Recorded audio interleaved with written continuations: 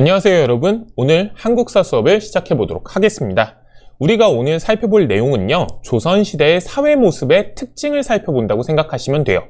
자, 제목에 나와 있다시피 그 사회 모습의 특징 중에 첫 번째로 우리가 알아볼 건 신분 질서가 어떤 특징을 가지고 있었으며, 양난을 기점으로 해서 조선 후기 때는 이런 신분 질서가 어떻게 변화했는지 이 내용을 살펴보도록 할 겁니다. 자, 그리고 나서 이 신분 질서의 기본적인 특징들을 우리가 훑고 나서요, 그 다음에는 향촌사회라고 불리는 지방에서는 어떤 사회적인 현상들이라든지 사회적인 모습들이 나타났는지, 또 그것도 조선시대를 어떻게 보면 둘로 나눈다고 할 수 있는 양난을 기점으로 해서, 외란과 호란을 기점으로 해서 조선 후기에는 그런 향촌사회의 질서도 어떻게 변화되었는지, 그런 것들을 비교하고 분석하는 시간이라고 생각하시면 돼요. 그러니까 지금 우리가 선생님이 봐야 되는 기준점을 좀 제시를 한 거예요. 기본적으로 조선 전기 때 완성되었던 신분 질서라든지 아니면 향촌사회 질서 같은 것들이 있겠죠. 자, 이게 양난을 거치면서 조선 후기에 엄청나게 크게 변화를 합니다. 그럼 그 둘이 어떤 차이점이 있는지를 좀 비교를 해보는 것도 중요한 요소가 되겠죠.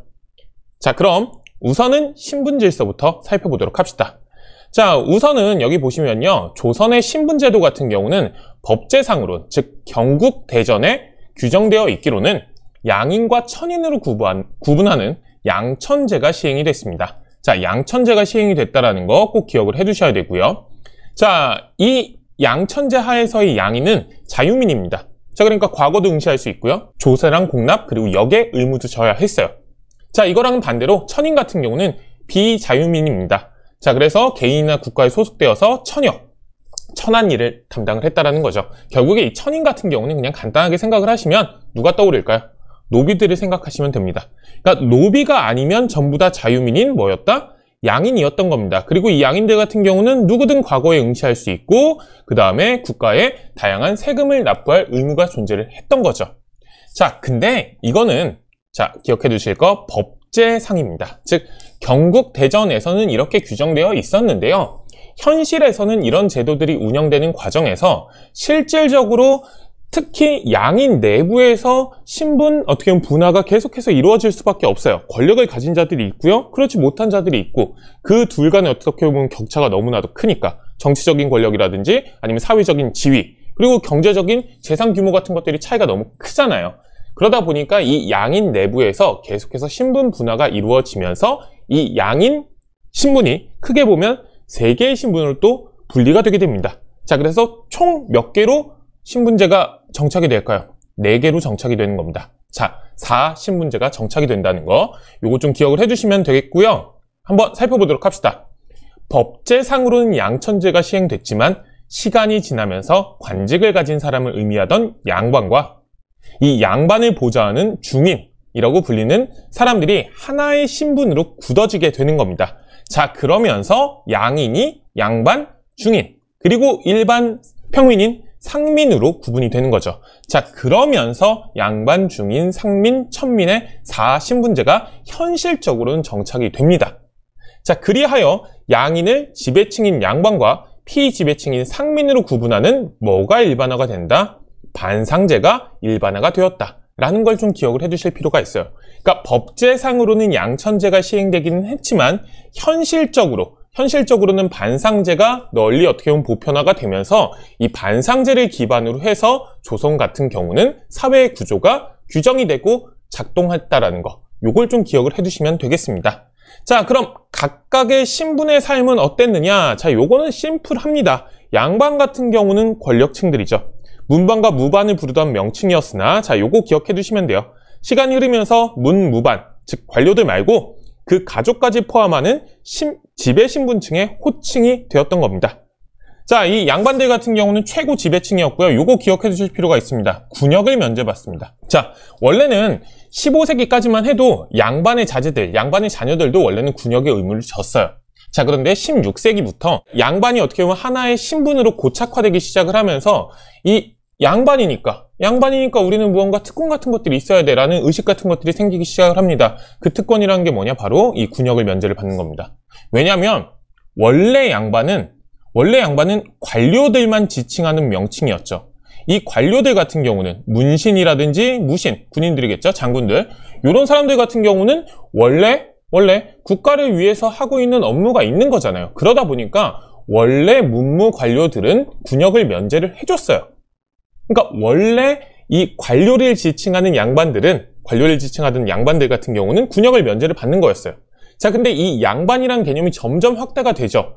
이 확대되는 과정에서 원래 관료니까 면제해주던 군역이 양반이면 당연히 면제받는 것처럼 사람들한테 보편적으로 받아들여지기 시작을 하는 겁니다. 자, 그러다 보니까 이 양반이란 호칭이 하나의 집의 신분층의 호칭이 되고 반상제가 고착된 후에는 문무 관료가 아닌 양반들도 자기들도 당연히 군역을 면제받아야 된다고 생각하기 시작을 하는 거예요. 자, 그리고 그런 것들이 사회적으로 받아들여지기 시작을 하고요. 어찌 보면 제도화되기 시작을 하면서 군역을 면제받는 게 양반의 제일 중요한 특권. 그리고 어찌 보면 이 군역을 면제받는 사람들이 곧 양반이 되는 이런 형태의 어떻게 보면 사회의 모습이 고착화가 되기 시작을 합니다. 자, 그런 것들 좀 기억을 해두실 필요가 있고요. 이 사람들 같은 경우는 대부분 과거를 통해서 고위관직을 독점을 했겠죠. 자, 그리고 중인입니다. 이 중인 같은 경우는 넓은 의미로는 양반과 상민의 중간 신분인데요. 좁은 의미로는 잡과, 그러니까 과거 시험이기는 한데 문과가 아니라 여러 가지 기술을 익혀가지고 보는 시험이거든요. 이 잡과로 선발된 기술관을 의미를 합니다. 이들 같은 경우는 이런 기술관이라든지 아니면 요 서리들 같은 경우는 중앙관청에서 일을 하는 어떻게 보면 잡무를 보는 사람들을 서리라고 한다고 생각을 하시면 돼요. 지방에 있는 케이스는 향리라고 부르는 거겠죠. 자, 이 사람들 같은 경우는 하급 지배층으로 자리를 잡습니다. 자, 그리고 한 가지 더. 양반의 첩에게서 태어난 서얼도 중인으로 취급을 받았죠. 즉, 이 첩이라는 건 정식 부인이 아닌 여성에게서 태어난 서얼, 자녀들을 서얼이라고 부르거든요. 그 사람들도 양반이 아니라 중인 취급을 받았습니다. 그러니까 중인 같은 경우는 두 케이스죠. 기본적으로 잡가로 선발된 기술관이라든지 서리 향리처럼 특정한 어떻게 보면 역할을 하는 사람들이 있는가 하면 양반의 첩에게서 태어난 서얼들, 이런 사람들로 구성되어 있다는 거 기억해 두시면 되겠고요. 자, 상민들 같은 경우는 그냥 요거 생각하시면 돼요. 대부분 농민이었어요. 자, 그러니까 이 사람들 같은 경우 뭐 땅이 있는 경우도 있고 땅이 없으면 토지를 빌려가지고 소작을 짓겠죠. 자, 그리고 이 사람들 같은 경우는 대부분의 어떻게 보면 세금을 책임지었던 사람들이라고 생각하시면 됩니다. 대부분이 농민이었다는 거예요. 자, 물론 그렇게 많지는 않지만 수공업자랑 상인들도 당연히 사회를 운영하기 위해서는 존재를 해야겠죠. 자, 이 수공업자랑 상인 같은 경우는 그런데 조금 독특하게 국가에서 부과하는 어떻게 보면 담당하는 업무가 존재를 했습니다. 그리고 이들 같은 경우는 기본적으로 농민보다는 좀 낮은 대우를 받았어요. 왜냐하면 조선이라는 나라, 그리고 이 조선을 포함해서 전근대 시대의 가장 큰 특징은 뭐냐면 사회경제적인 특징은 농업이 중심이 된 사회라는 거예요. 그러다 보니까 이 농업과 관련 없는 상업이나 수공업에 대한 어떻게 보면 차별 같은 것들이 분명히 존재를 했습니다.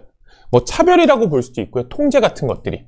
그러니까 국가 차원에서 이 수공업이나 상업을 통제하려는 노력들을 상당히 많이 하거든요. 그 통제하는 방법이 뭐냐? 수공업자나 상인들에게 구격을 부담을 시키는 거죠. 국가 차원에서 그들에게 해야 되는 업무 같은 것들을 지정을 해주는 거예요. 자, 그렇게 통제를 받는 대상들이다 보니까 아무래도 전체적으로는 농민보다 좀 낮은 대우를 받았다라는 거, 요거 좀 기억을 해주실 필요가 있고요. 그리고 양인들 중에서는 양인이기는 한데 어떻게 보면 사람들이 천하다고 생각하는 역할을 담당하는 신량역천이라고 불리는 계층도 존재를 했습니다. 그 사례 같은 경우는 이런 것들이 있죠. 힘든 일이에요. 힘든 일. 이 힘든 일을 하는 사람들을 어떻게 보면 차별 대우하는 인식 같은 것들이 그 당시에 만연했다라는 걸 보여주는 거겠죠. 자, 이렇게 우리가 양인에 속하는 양반, 중인, 상민들을 우리가 살펴봤는데요. 이 사람들 같은 경우는 꼭 가지고 다녀야 되는 어떻게 보면 우리로 따지면 주민등록증 같은 것들이 있었습니다. 그게 뭐냐면 호패예요. 조선은 국역의 조달과 호구 파악을 위해서 태종 때부터 호패법을 실시해서 16세 이상 모든 남자는 호패를 지니도록 했습니다. 자, 여기 보면은 이름이 나와 있죠. 조동환이라는 분의 호패인가 봐요. 자, 그리고 여기 생년이 나와 있는 겁니다. 병자년에 태어나셨고요. 자, 그리고 신분이 표시가 되어 있습니다. 임진문과라고 돼 있죠. 자, 임진년에 치러진 문과에서 급제를 해가지고 관료가 됐다라는 겁니다. 과거 통과자니까 이 사람 같은 경우는 뭘까요? 양반이 되겠죠. 자, 이런 표시가 다 적혀 있는 호패를 꼭 들고 다녀야 다녀야 했다라는 거, 태종 때부터 이런 것들이 시행됐다라는 거 기억을 좀 해두시면 되겠고요. 자, 그리고 마지막으로 우리가 천민에 대해서 살펴보시면요. 아까도 얘기했지만 대다수는 노비입니다. 자, 그리고 재산으로 간주되어서 매매나 상속이나 증여가 가능했죠. 자, 대다수는 노비기는 했는데요. 그 노비 말고도 천민 대접을 받는 사람들이 있었습니다. 백정과 광대, 그리고 무당이 있었죠. 자, 근데 이 백정이라는 표현은 잘 기억을 해주실 필요가 있죠. 고려시대의 백정은 일반 상민들을 이야기를 하는 겁니다. 국역을 담당하지 않았던 일반 어떻게 보면 평민들을 이야기를 하는 거였죠. 근데 조선시대의 백정 같은 경우는 천민에 속해서 우리가 보통 알고 있는 사람들은 뭐냐면 도살업, 그러니까 고기 잡는 일 하는 분들, 이런 사람들을 백정이라고 부르면서 천민 취급을 했었어요. 이런 백정이라는 표현 자체가 조선시대에 오면은 그 의미가 변화한다라는 거 기억을 해주시면 되겠습니다. 자, 이렇게 해가지고 우리가 반상제가 일반화된 조선시대에 그 당시 반상의 어떻게 보면 특징 같은 것들을 좀 살펴본 건데요. 자, 그 신분제가 이제 양난을 거치면서 변화하기 시작을 합니다. 자, 요 양난, 즉 외란과 호란을 기점으로 해가지고 조선시대가 전기랑 후기로 구분된다는 거 꼭 기억을 해두셔야 되고요. 자, 양난 이후에 농업 생산량이 증가하고 상품화폐 경제가 발달하면서 요거 같은 경우 우리가 다음 시간에 살펴볼 조선 경제의 발전, 요 파트에서 배워보도록 할 거예요. 근데 어쨌든 양난 이후에 이런 식으로 경제가 발전을 한다는 겁니다. 자, 그 과정에서 부를 축적한 새로운 계층들이 등장을 하기 시작을 합니다. 그리고 그 사람들 같은 경우는 부를 축적을 했으니까 뭔가 떵떵거리고 살고 싶은데 신분적으로 한계가 분명히 있잖아요. 이 신분적인 한계를 극복하는 방법들을 찾아 나서기 시작을 합니다.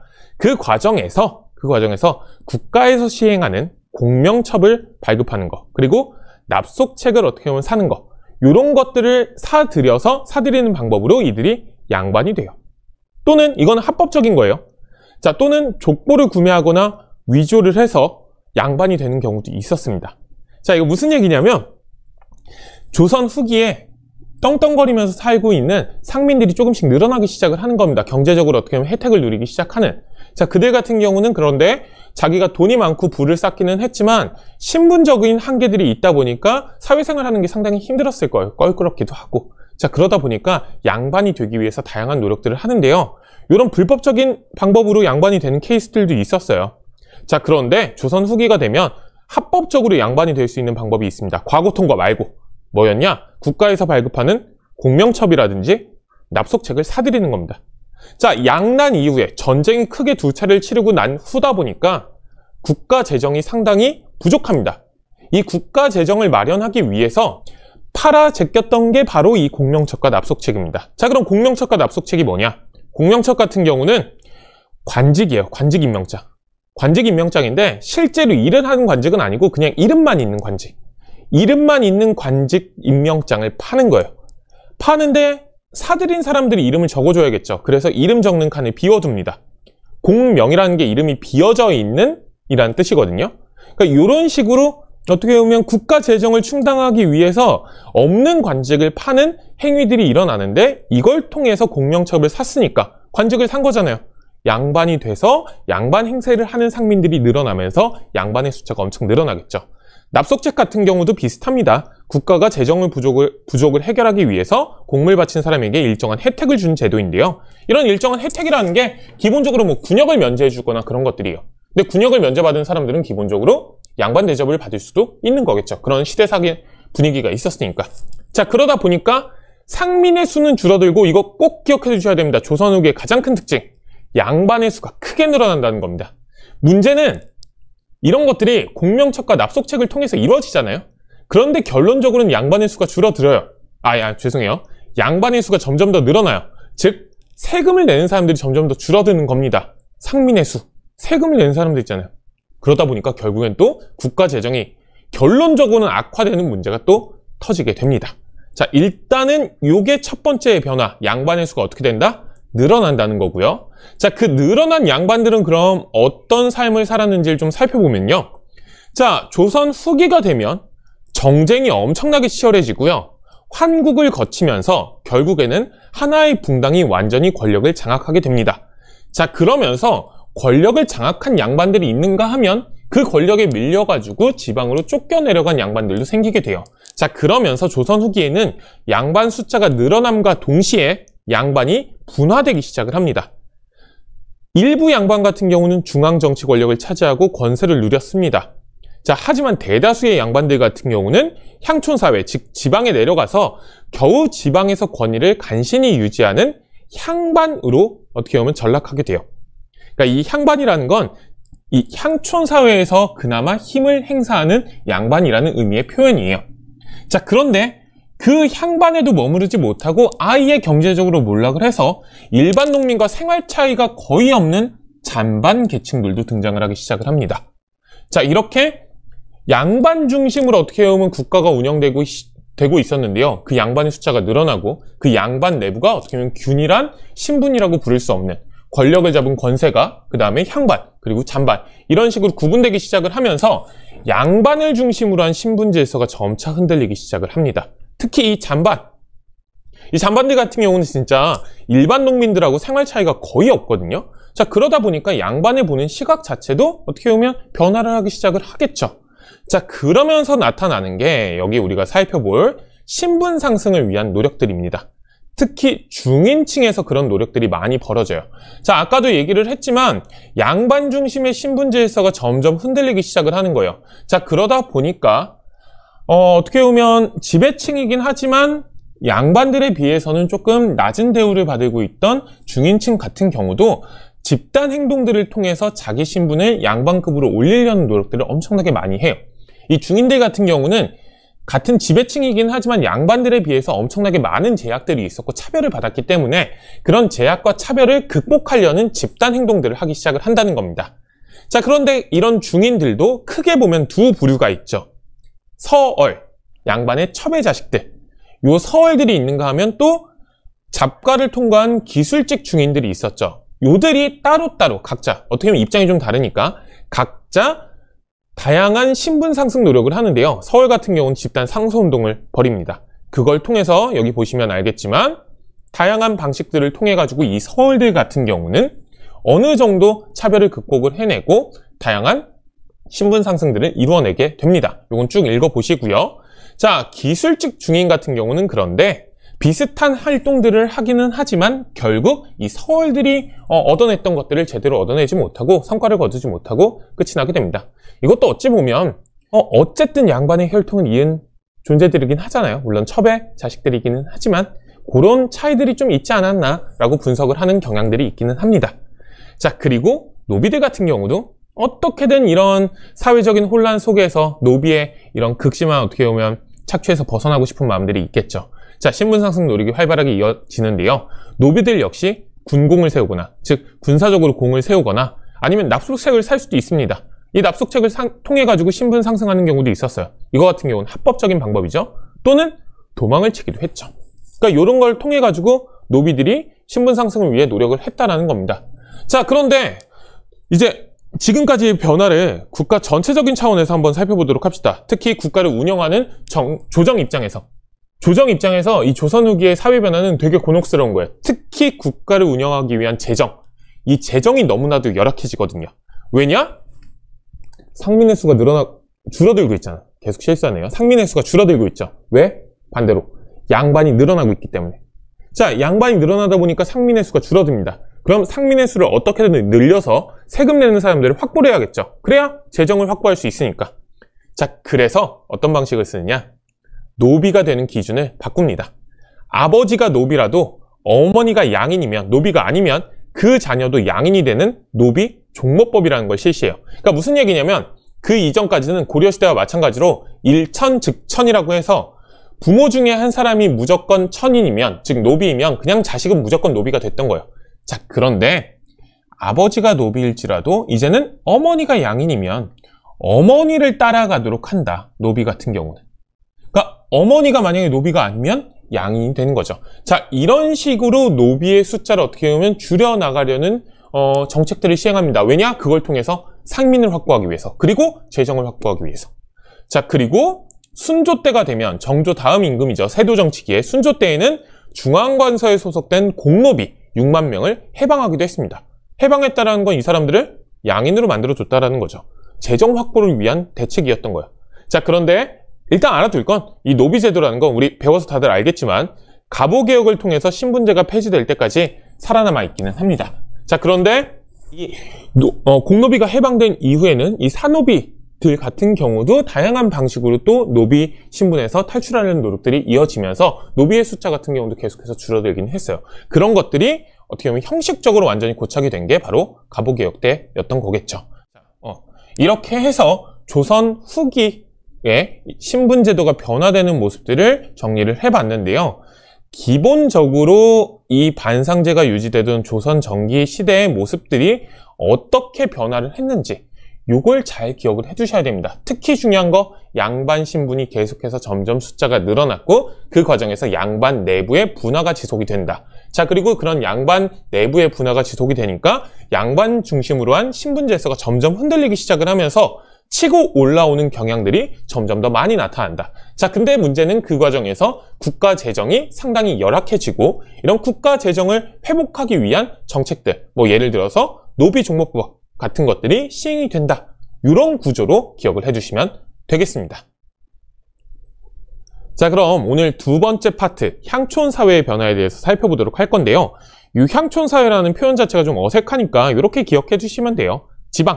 지방에서는 그럼 어떤 사회 모습이 등장을 했고 그리고 어떤 식으로 변화를 했고 그 과정에서 특히 조선 후기에는 기존의 조선 전기의 향촌사회, 지방사회의 모습이 어떻게 변화했는지 오늘은 그걸 중점적으로 다루도록 할 건데요. 자, 우선은 그럼 당연히 첫 번째로 알아볼 건 이 지방사회, 즉 향촌을 누가 장악하고 있었느냐입니다. 그 지방을 장악한 세력들을 우리가 뭐라고 부르냐면 사족이라고 부릅니다. 이 사족 같은 경우는 고려 말에 등장했던 계층이에요. 고려 말에 기존의 향리를 대신해서 지방사회를 장악해 나가기 시작했던 계층들입니다. 고려 말에 있었던 혼란 속에서 군공을 세워서 중앙정부의 인정을 받은 사람들이라든지 아니면 과거에 급제해가지고 향리들 중에서도 과거에 급제해가지고 중앙정부에 진출했던 사람들, 이런 사람들이 아직 여전히 지방에만 머무르고 있던 향리들과 자기들을 구분하기 시작을 하면서 이 사족이라는 호칭을 쓰기 시작을 하고요. 이 사족이 하나의 계층으로 자리 잡기 시작을 합니다. 자, 그러면서 고려 말부터 점점 지방에 머무르고 있던 향리들은 그 권한을 점점 잃어가게 되고, 자, 사족들이 성장을 하면서 이 사족 계층들이 사실상 조선 초가 되면은 지방사회를 장악하게 돼요. 그러니까 고려시대의 향리의 후손들이 여전히 향리로서 조선시대에도 살아남아 있기는 했지만 이 향리들 같은 경우는 지방에서의 권한을 완전히 잃고요.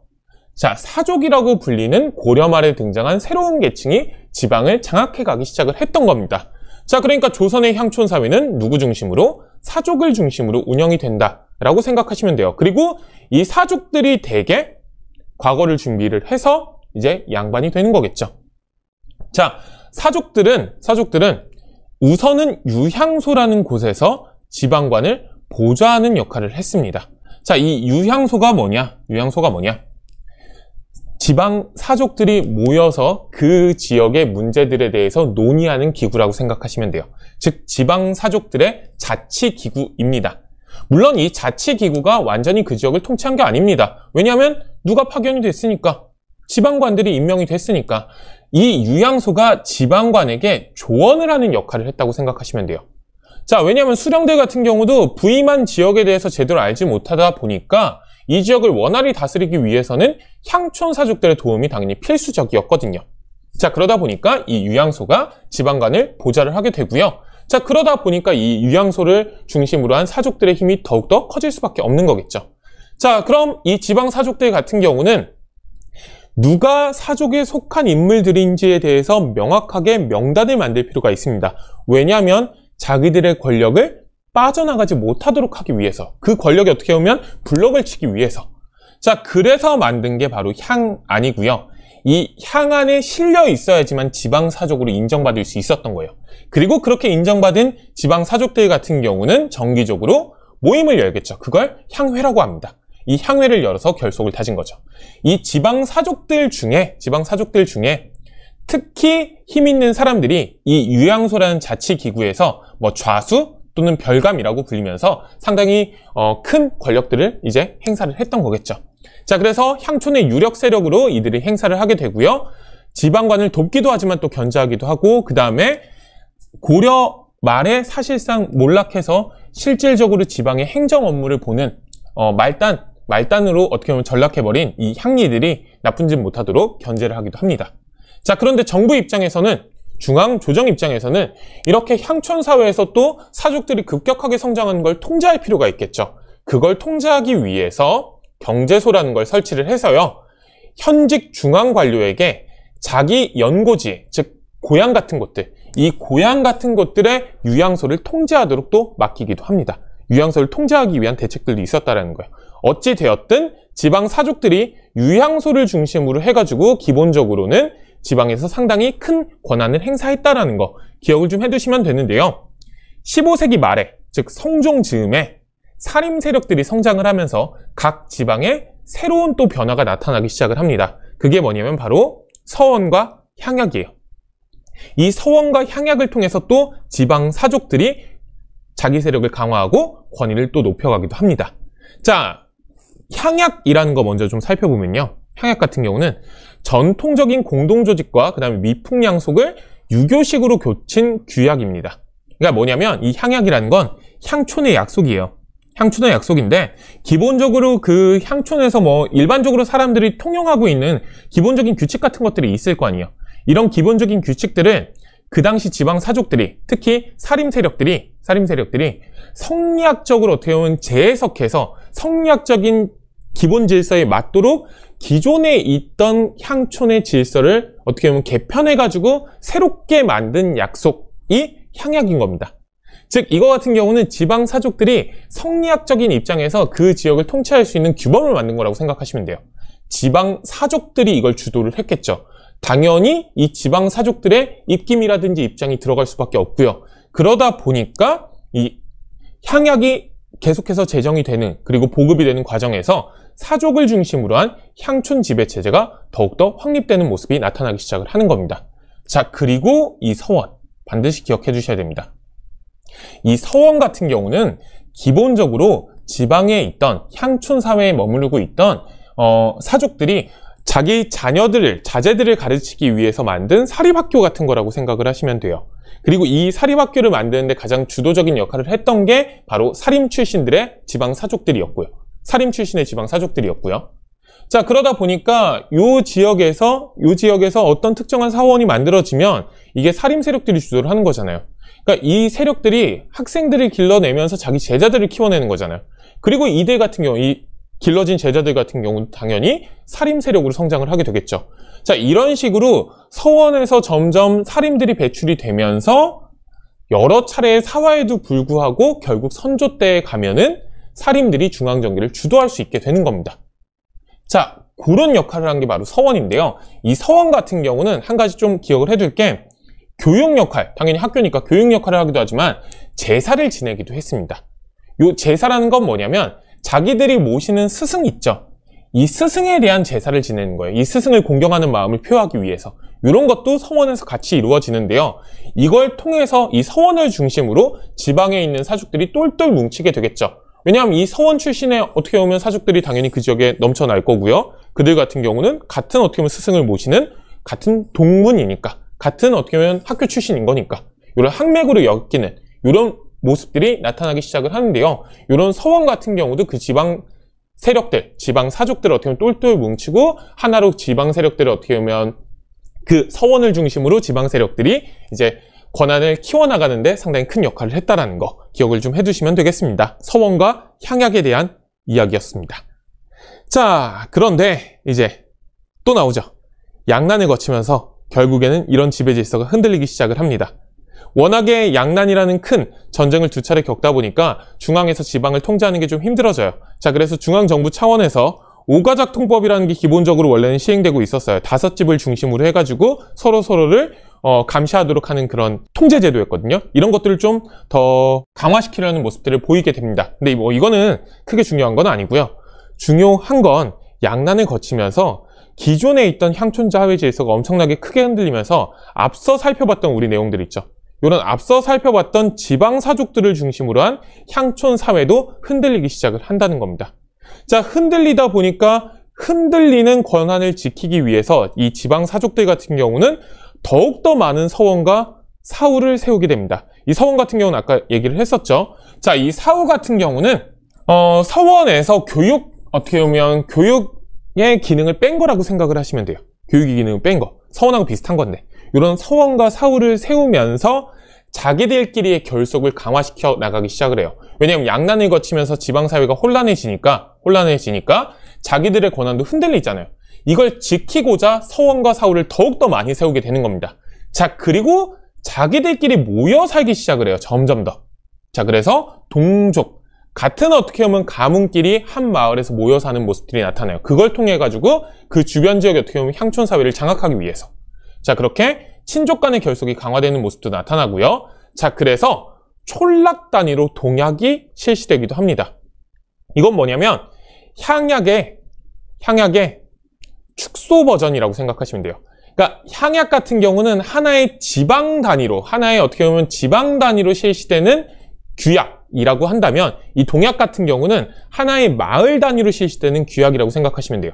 그러니까 지방 사족들의 힘이 양난을 거치면서 점점 흔들리기 시작을 하니까 하나의 큰 지방을 단위로 해가지고 규약을 실시하는데 무리가 있는 거예요. 그렇다고 포기할 수 없죠. 자, 그러니까 그 규모를 줄여가지고 동약이라는 걸 실시를 하면서 자기들의 향촌 사회의 권위를 유지하려고 되게 많은 노력들을 했겠죠. 자, 여기서 우리가 끝을 내면 좋겠지만 우리는 자, 이 종하고는 크게 상관이 없으니까 조금 더 넘어가 보도록 합시다.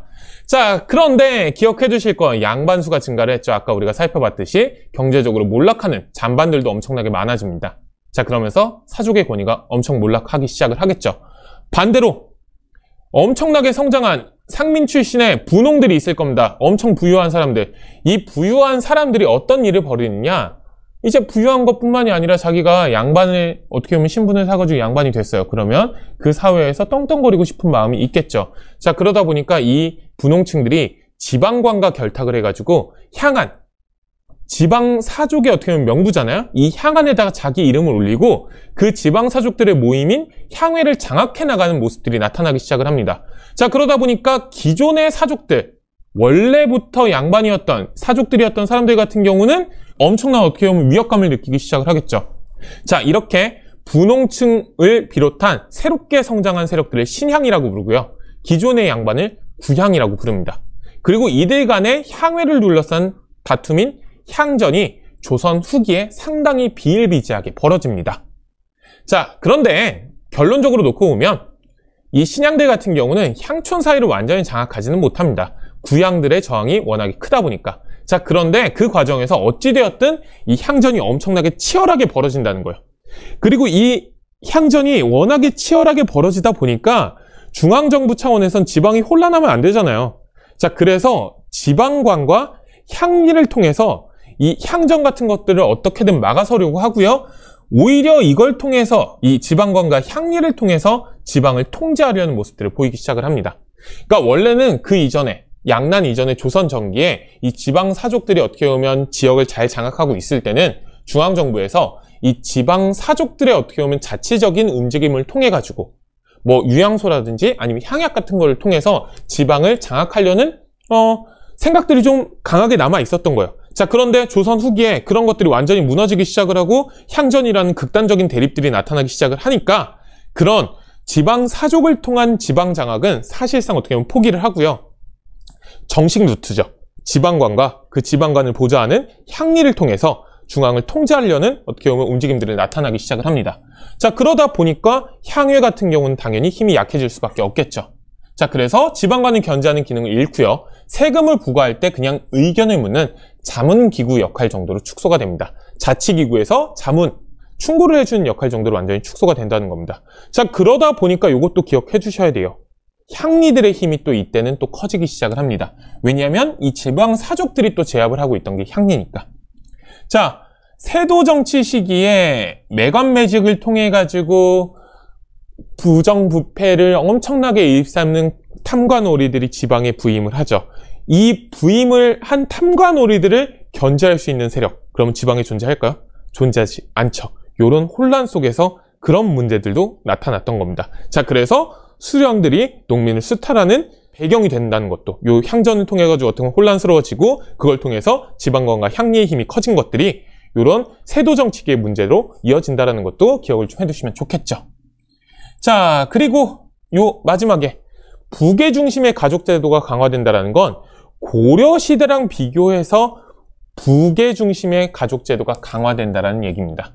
고려 시대 같은 경우는 기본적으로 부계랑 모계가 어떻게 보면 동등하게 존중받는 모습들이 나타났죠. 자, 이런 것들이 조선 전기까지는 이어졌습니다. 자, 그런데 양난 이후에 본격적으로 성리학적인 지배 질서가 강화되면서 부계 중심의 가족 제도가 훨씬 더 강화되기 시작을 합니다. 자, 그래서 이 파트 잘 기억해 두시면 돼요. 조선 후기에 가족 제도는 어떻게 변화했는지, 고려 시대 그리고 조선 전기와는 어떻게 달라졌는지 잘 기억해 두시면 됩니다. 자, 여기까지가 그렇게 되겠죠. 성리학적인 윤리가 강조가 되면서 여성들에 대한 차별들이 상당히 강조가 되고요. 그런 것들이 조선 후기 그리고 어떻게 보면 오늘날까지도 이어지면서 전통이라는 이름으로 상당히 많은 문제들도 일으키고 있기도 한데요. 그런 게 조선이 시작할 때부터 바로 변화를 했던 게 아니라 조선 후기, 즉 양난 이후에 정착이 됐다는 거 기억을 해주시면 되겠습니다. 자, 여기 보시면요. 상속제도의 변화를 통해서 우리가 살펴볼 수 있는데요. 조선 전기와 조선 후기, 극단적인 어떻게 보면 예시들이 나타나 있으니까 어떻게 변화를 하는지 잘 살펴보시면 좋겠습니다. 자, 이렇게 해가지고 우리가 향촌사회의 변화에 대해서 살펴봤는데요. 핵심은 이런 겁니다. 핵심은 결국에는 조선 전기 때 어떻게 보면 유양소라든지 서원 그리고 향약을 통해서 지방 사족들을 통해서 중앙에서는 이 지방의 어떻게 보면 통제 같은 것들을 강화하려고 했던 거예요. 그러니까 중앙 차원에서 지방을 꼼꼼하게 어떻게 보면 장악하면 상당히 좋겠지만 그런 것들이 쉽지 않다 보니까 지방에 있는 사족들을 통해 가지고 어떻게 보면 간접적으로 이 지방에 대한 통제를 강화하고자 했던 겁니다. 자, 그러다 보니까 유양소나 서원, 향약들을 통해서 지방 사족들의 힘이 상당히 크실 수밖에 없었던 거죠. 자, 그런데 양난 이후에 향촌 질서가 상당히 크게 흔들리게 되고요. 특히 이게 되게 중요합니다. 양반수가 증가를 하면서 지방 사족들이 어떻게 보면 가지고 있던 권위가 흔들리기 시작을 하는 거예요. 그러니까 이 흔들리는 권위를 지키기 위해서 지방 사족들 같은 경우는 이런 노력들을 한 거죠. 요 파트. 자, 그리고 그런 흔들리는 권위에 도전하는 새로운 어떻게 보면 신양들의, 그리고 이 신양들로 인한 향전들 얘기가 나오는 거죠. 그리고 이 향전, 그리고 이런 향전들이 벌어지면서 나타나는 사회 혼란들이, 지방의 혼란들이 결국에는 지방권과 향리가 힘이 강해지는 경향으로 또 이어지게 된다는 겁니다. 그리고 이런 지방권과 향리가 힘이 강해진 상황에서 중앙이 완전히 어떻게 보면 세도 정치로 뒤숭숭해지게 되니까 지방권과 향리들이 아무것도 꺼릴 낌 없이 부정부패한 일들이 벌어지는 거죠. 이게 바로 세도 정치계의 3종의 문란, 세금 제도의 문란이 되는 겁니다. 농민들이 엄청나게 살기 힘들어지는 것들. 이렇게 정리를 좀 해두시면 돼요. 너무 선생님이 지금 정신없이 하기는 했는데 기본적으로는 조선 전기와 후기를 잘 구분하실 수 있으면 됩니다. 요 가족제도도 마찬가지겠죠. 자, 오늘 수업은 여기까지고요. 우리 다음 시간에 이번 학년도 마지막 수업 진행해 보도록 합시다. 고생하셨습니다.